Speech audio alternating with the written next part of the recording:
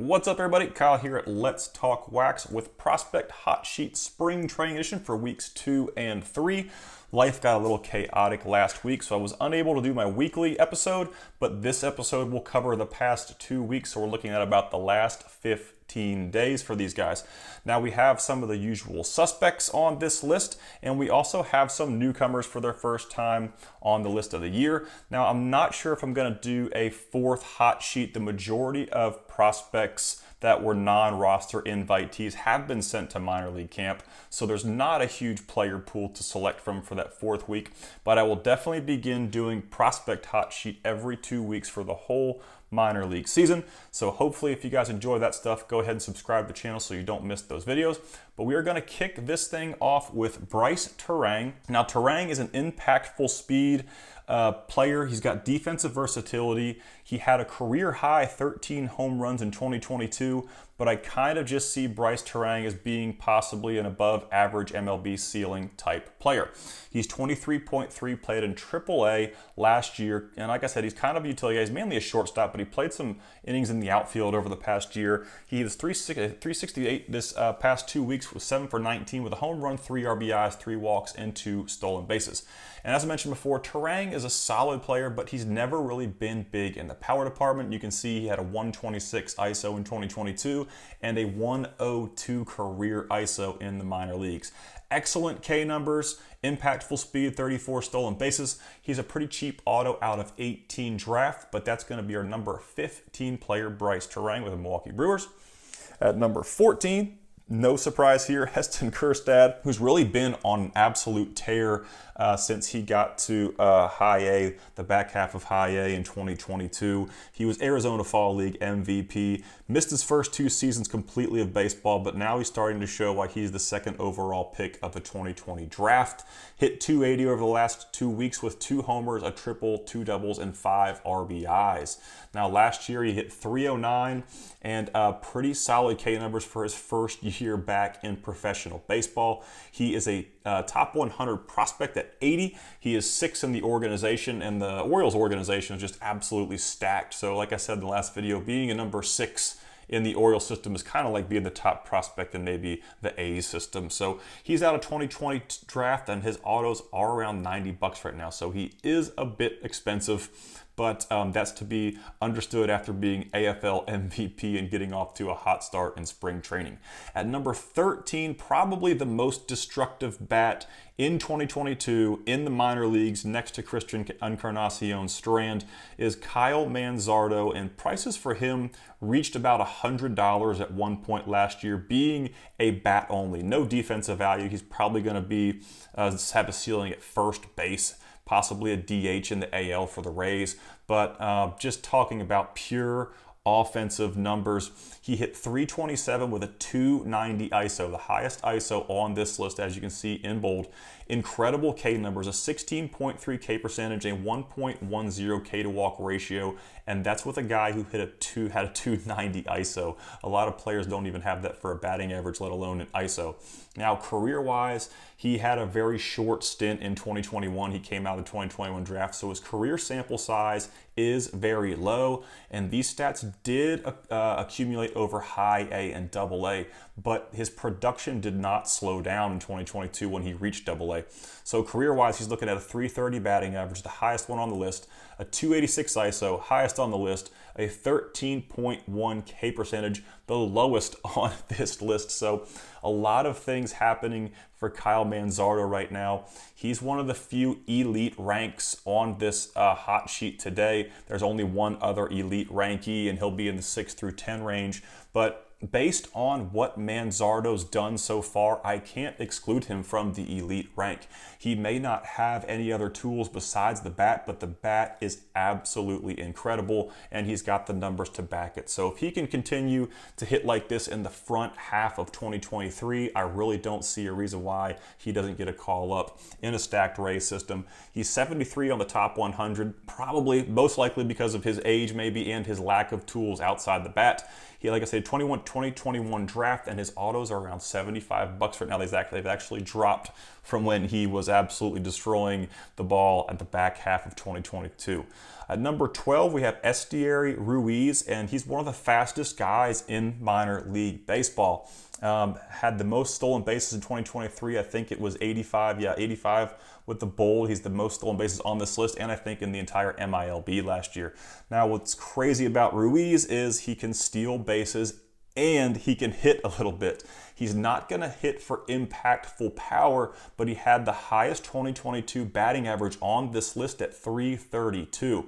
So being a guy who can get on base and steal bags at will, that's going to be pretty good for the Oakland A's, and he could be the opening day center fielder in Oakland. He's also got exceptional K numbers, 17.4 K percentage, a 1.42 K to walk ratio, which means he's going to get on base and he's going to be able to utilize his speed.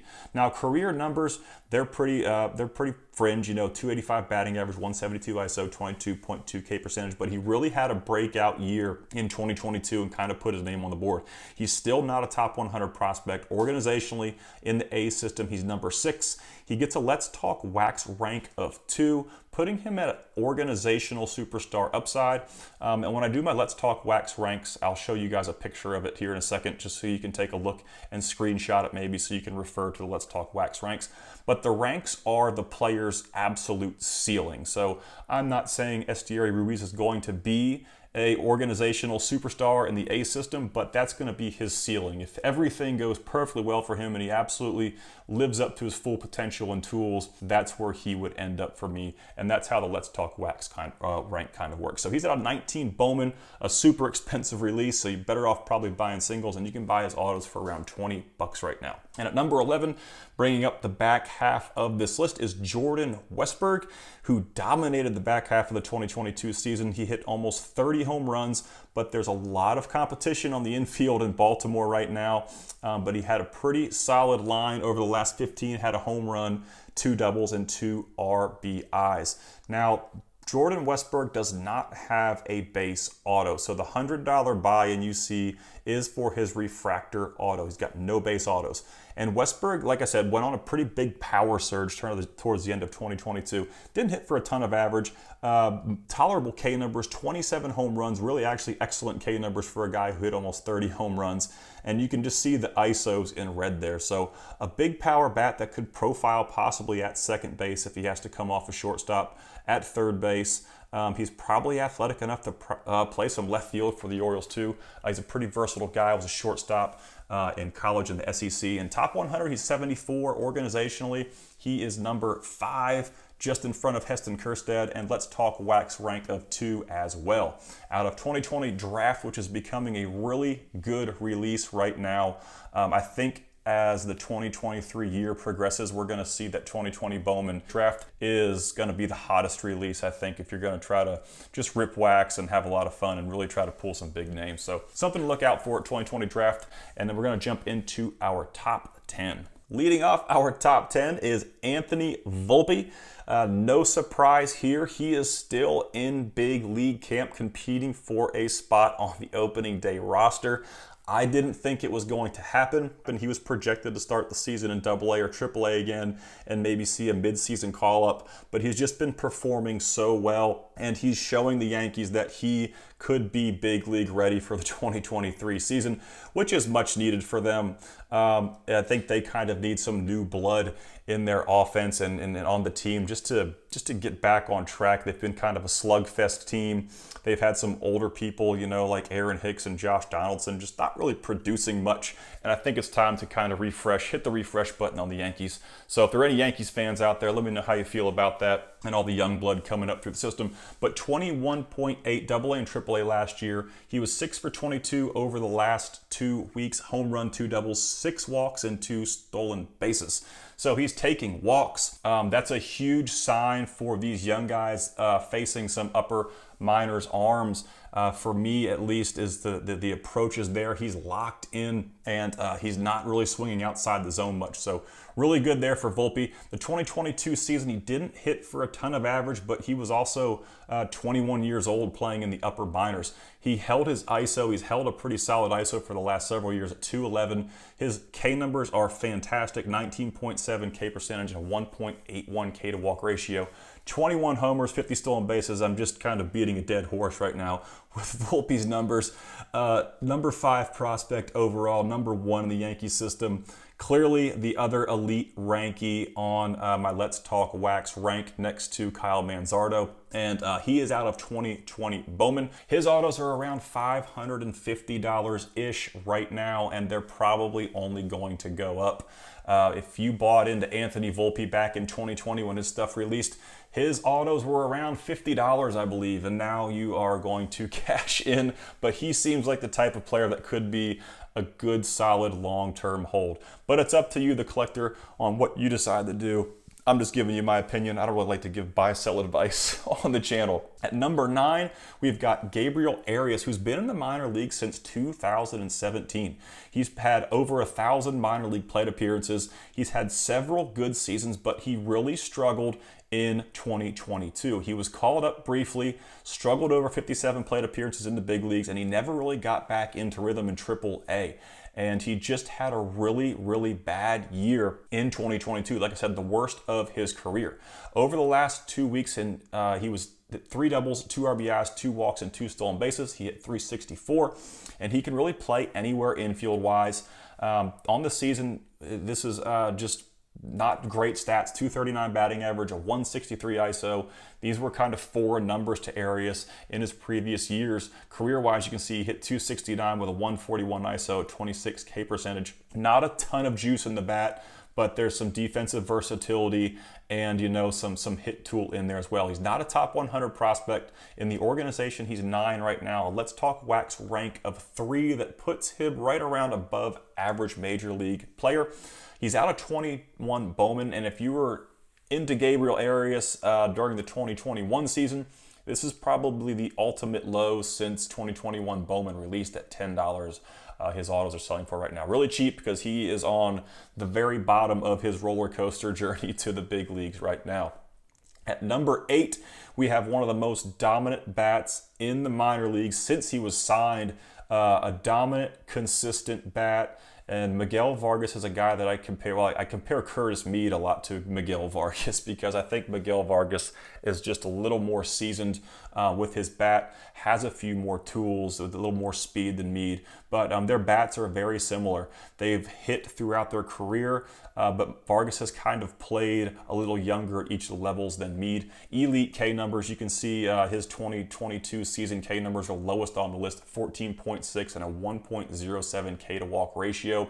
He hit 17 home runs and he has sneaky speed. You look at Miguel Vargas cards from 2020 Bowman, and he looks like a bad-bodied, you know, a soft-bellied third baseman slash first baseman. But if you watch videos of Vargas now, he's really worked hard on his body. He looks like a solid, well put together player, like he actually has a shot to stick at third base. He can run a little bit. It's not going to be impactful speed at the major league level, but he has really improved his athleticism since being signed by the Dodgers. 304 average in 2022 with a 207 ISO. He's another guy I talk about a lot on the channel, so you're probably going to be pretty familiar with his numbers. If you're not, the proof is in the line right there. In the top 100, I think this is one of his highest ranks of all time at 37. I think this is the highest he's gotten on the MLB top 100. Organizationally, he is number 3, and I think Diego Cartaya is ahead of him, and I forget who the number 1 overall is in the Dodgers. So you guys can put that in the comments for me when you think of it. If you already know it, you're probably typing it in for me. Let's Talk Wax rank of 1. He's out of 20 Bowman, and his cards are around $125 for base autos right now. And I also think that's about the highest that Miguel Vargas cards have been since the release in 2020. Now, it could have gotten a little more expensive during the peak COVID era, but I kind of see that as an outlier, and I'm basing my numbers off the last 2 years.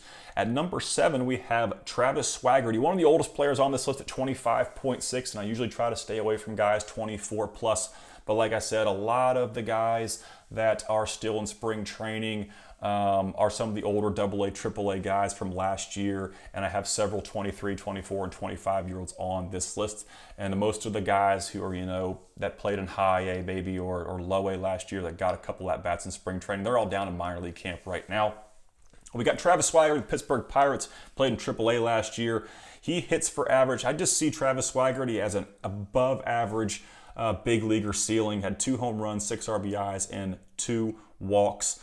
He's kind of more of a floor guy for me. He doesn't have any super crazy tools besides his defense is pretty exceptional and he has decent speed. He's got 20 stolen bags in 2022. But I see Swigert as possibly being a solid to above average MLB player. He's not going to have much of a window in the hobby at being 25.6, so you can tell why his autos are around $15. He's out of 2018 draft. Organizationally, he's 22 in the system, and he's a Let's Talk Wax rank of 3. Like I said, that puts him right around a ceiling of an above average big leaguer. At number 6, and before we jump into our top 5, we're going to have to talk about this kid named Masyn Winn. Phenomenal athlete, really gained some eyes in 2022 between high A and double A, and he hit 283 with a 185 ISO. Really excellent K numbers for a 20-year-old. He just turned 21 in double A, had 12 homers and 43 stolen bases. So that's impact speed to me that could translate at the big league level. Phenomenal athlete, as I mentioned before. And he was one of the youngest players to compete in the Arizona Fall League in 2022, and he did really, really well in that league as well. So his career, like I said, he really was kind of a fringe player until the 2022 season. Career-wise, he hit 264 with a 154 ISO and 21.7 K percentage. Not great, not terrible numbers. And he's only just turned 21. I think he turned 21 a couple days ago, actually.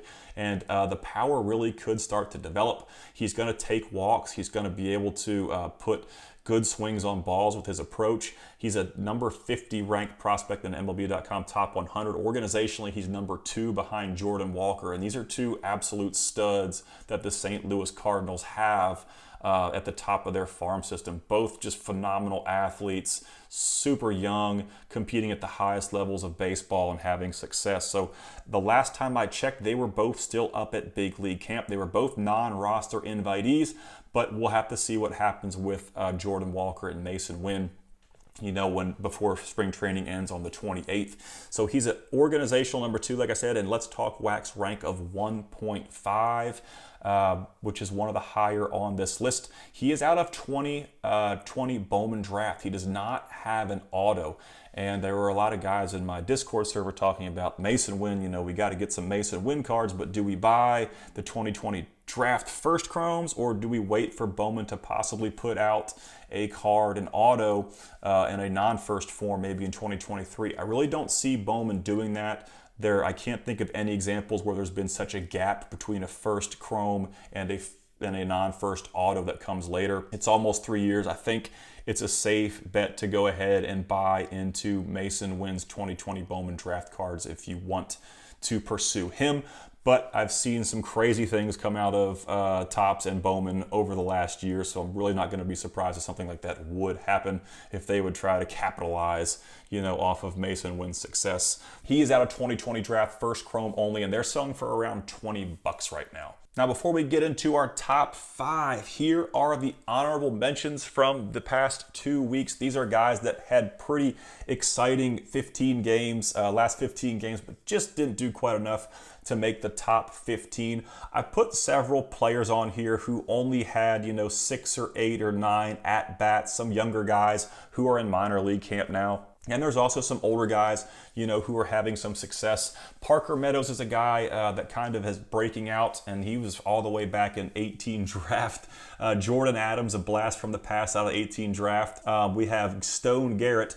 I put him on there, 27.1 out of 2016 draft, just because his autos are so cheap, and it is kind of cool to see, a 27-year-old who's never cracked the big leagues have a big spring training and possibly get a chance, to get out and do some work. But the Arizona Diamondbacks outfield is just incredibly stacked. We were talking about Jorge Barrosa today on our Discord server and how he's got incredible numbers, but he's just so blocked, with McCarthy, Thomas, and Carroll out there. They've got two center fielders. They've got two elite center fielders. And it's just a really tough outfield to break into unless someone gets hurt, or they go up there for just a platoon role, if Corbin Carroll and Thomas struggle against lefties and they want to get some more righties in the lineup. So just an interesting guy there. And Corbin Carroll's on the list. Jordan Walker, of course, is on the list again. A sneaker is Kalai Rosario. He had 2 home runs over the last 2 weeks. Kind of a guy who fell off the cliff out of 20. That's the incorrect release. He is out of 19 draft, I believe. But last year didn't really do a whole lot. He was known for some power, hit a couple home runs. Pacheco out of Detroit, 2 RBIs, 3 for 6, and there's a bunch of other guys on here. Nick Gonzalez is making his in and out appearance. You know how a roller coaster he is. Jackson Holiday had 5 singles as a 19-year-old in the spring training over the last 15, a 12 ranked prospect in the top 10. Like I said, we got Corbin Carroll on here, number 2 in the top 100, and Jordan Walker, number 4. Trey Lipscomb, Dalem Lyle is another sleeper that I really like. He missed the whole 2022 year. And Jeremiah Jackson, a guy I chased a while ago, has some big juice, but just struggles to make a ton of contact. But if you guys want to take a screenshot of this, I'm not going to go into a ton of depth. These are our honorable mentions from the last 15. And before we get into our top 5, if you guys enjoy the channel and you want to help support me over on Patreon, I've got a ton of exclusive content over there for you. I've got Bowman autograph checklist breakdowns for all releases from 2019 to 2022, and they are in detailed Excel spreadsheets with all the stats from their career. A Let's Talk Wax rank for every player, and a brief write-up, and I'll be updating those about every 1 or 2 months throughout the minor league season. I've got a top 100 Bowman Chrome Autos list, a top 100 Bowman Chrome Autos under $50 list if you're a budget buyer like me. I've got a Chrome First and First Auto searchable database. You can find that on the website in a PDF format, but you have to go to Patreon to actually get the Excel file that you can search for players by name, or you can find them by release. A private Let's Talk Wax Discord server. You get 24 hours early access to most of my video information except for product breakdowns that have not released yet, and free monthly giveaways. I want to take a quick second to shout out everyone who supports me on Patreon currently, and if you guys want to check it out and support the channel, I'll put a link to it in the video description. All right, we are into our top 5, and leading us off is Colton Cowser, who had a big year in 2022, another Baltimore Oriole. I think we've got 3 in this top 15. Like I said, their system is loaded. He is number 4 in the organization, so we've got the 4th, 5th, and 6th ranked prospects in Baltimore's farm system on the hot sheet this for the last 2 weeks. He's got a ton of durability. The guy had 626 plate appearances last year. The only concern I have with Cowser are the K numbers, which are a bit high. He had a 27.7 K rate last year. Solid K to walk ratio though, so I'm probably going to be a little lenient. So he had 3 home runs, 8 RBIs, 8 walks, 23 years old, just turned 23 the other day. Played between high A and triple A this year. Really solid season in 2022. Career-wise, he's hit just under 300. The power kind of came to life in 2022. He increased his career ISO by 20 points. So he really wasn't known at Sam Houston State for a lot of power. He was more known for contact, hit tool, athleticism, and superb defense in center field. So you never really know what you're going to get when these guys get in the big leagues, and he may not have hit peak physical maturity, at 21 years of age like some of these guys have. So he may be growing into a little bit of power, but I don't foresee a ton. Top 100, he is number 40 organizationally. He's number 4, and he's Let's Talk Wax rank of 2.5 out of 2021 Bowman draft. And his autos are around $80 right now. At number 4, we have Casey Schmidt with the San Francisco Giants, 24 years old. Had an amazing 2022 year between high A and triple A.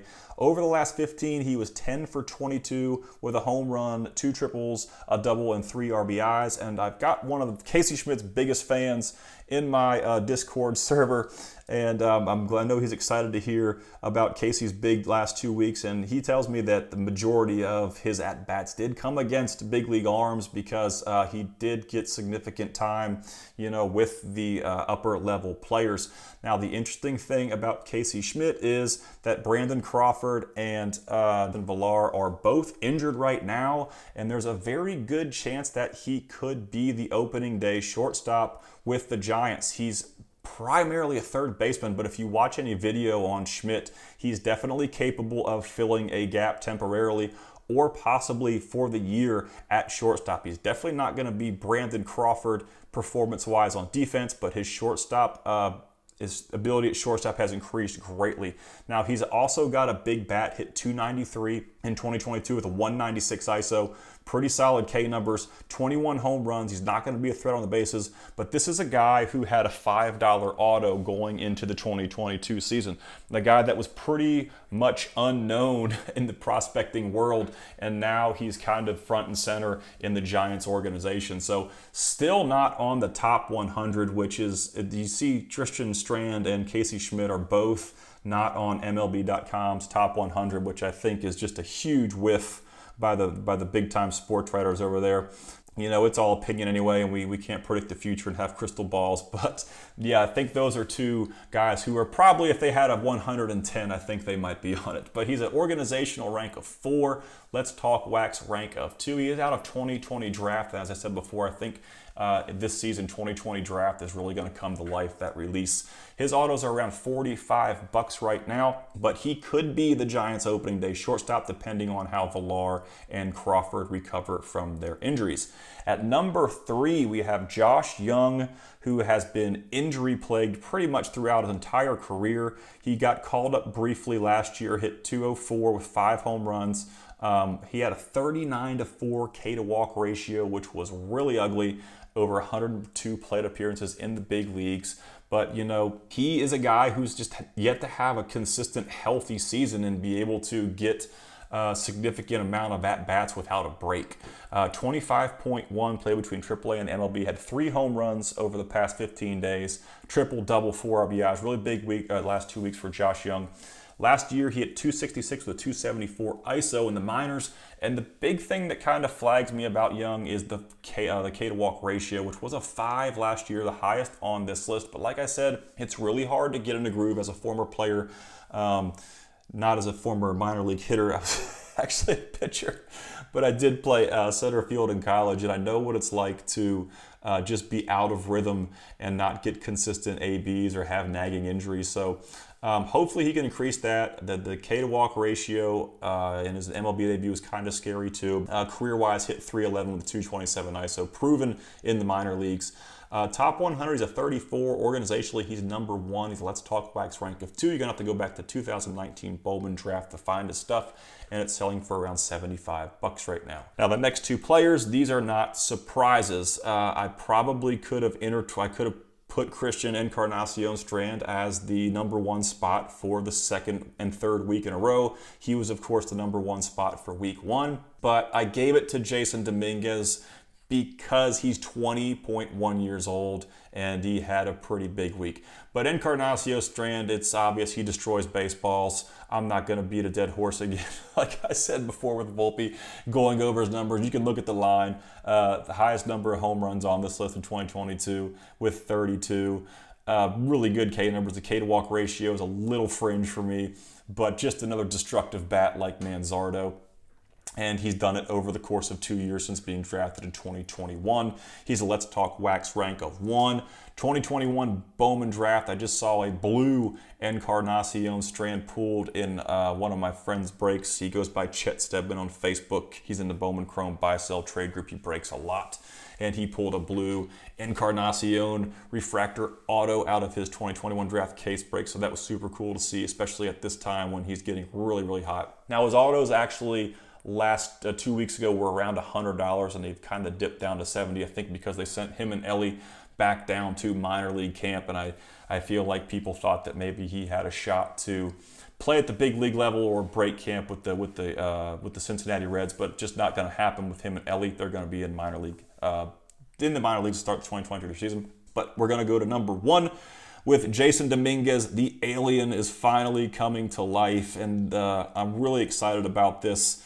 You know, the kid really never stood a chance in the hobby. He came into the prospecting world during peak COVID hype, and he never got to play. There was just Twitter videos of him looking like he was, you know, a grown 24-year-old man just hitting bombs in somewhere in the Dominican Republic on a field, and it was tools, and there was no proving. And he went out in his first season, you know, in 2021, and didn't really do anything crazy like everyone anticipated. But in 2022, he really broke out of his shell. He hit 306 with a 204 ISO between A ball, high A, and double A. 2.0 K to walk ratio, 19 homers, 22 stolen bases. Career-wise, the kid's hit 310 with a 215 ISO and a 206 K percentage. So you can see red across the board for Jason Dominguez, and he could be a really good player. And like I said, they all wanted to act like that he was going to be the next Mickey Mantle, you know, and when he struggled in 2021, I think the hobby was let down. But I'm glad to see him re-emerging, because there were some tools there. If you watched any of the videos closely and watched his swing, there were some very, very athletic movements, and he's got really good barrel speed, and he's just got a lot of tools. It's not just a bat, so he can run, he can throw, he can play center field. 47 out in the top 100 organizationally. He is number 2 behind Anthony Volpe. The 1.5 on the Let's Talk Wax rank, and his release is out of 20 Bowman as well. And his cards are just as expensive as Volpe's, around $550. I've seen a lot of Dominguez stuff on social media for sale. I think some people are kind of trying to get rid of Dominguez while he's super hot. But if he can compile another year, you know, like he did in 2022, if he can do this in 2023 over a larger sample size in the upper minors, I think he's going to really shoot up the top 100 rankings. Like I said, he did perform. He did play some of his games at A ball and high A, but he did well at each level. A, high A, and double A. I just think he's got to prove in the upper minors over a larger sample size in 2023, and I think some really good things are going to happen with Jason Dominguez. All right, guys, that's going to wrap up this video. As I mentioned before, if you want to help support the channel and check out a bunch of my exclusive content, head over to my Patreon page. I'll put a link to that in the video description. You can also find the downloadable data sheet for Prospect Hot Sheet over on letstalkwax.com. Shout out to Andrew Smith, Bo Davies, Bruce Wiley, Chris Wachowski, Craig Marceau, Daniel Coran, Eric Alonzo, G Squared Collectibles, Jason Hall, Jerry Rudolph, Jonathan Asensio, Just Dingers Breaks, JP Navarro, Michael McDonough, Sean Duffy, Kenny, Larry Canterbury, Lucas Bonita, Supton Bros, Martin McDonald, Matthew, Max Anthony, Mike Barrier, Castle Cards, Cell Cesar, Spencer McCormick, William DePew, Brad, Jamie Brigman, and Rocket Fox Digital.